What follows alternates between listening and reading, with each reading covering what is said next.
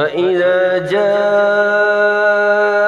أمر الله قضي بالحق وخسر هنالك المبطلون. الله الذي جعل لكم الأنعام لتركبوا منها ومنها تأكلون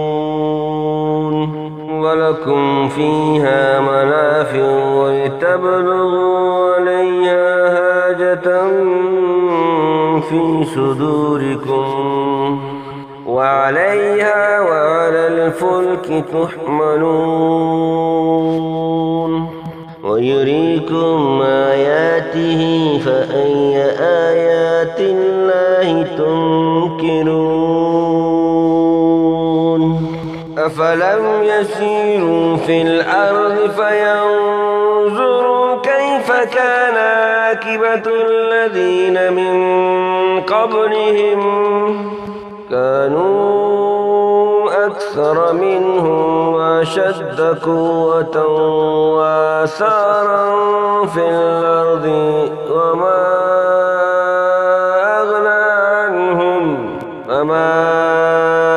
أغنى عنهم ما كانوا يكسبون. فلما جاءتهم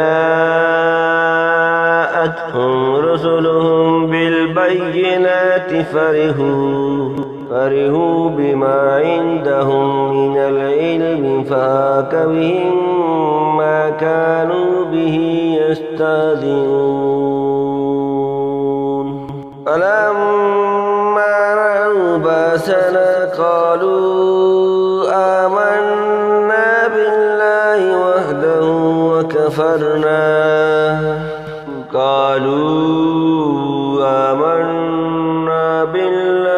وحده وكفرنا بما كنا به مشركين.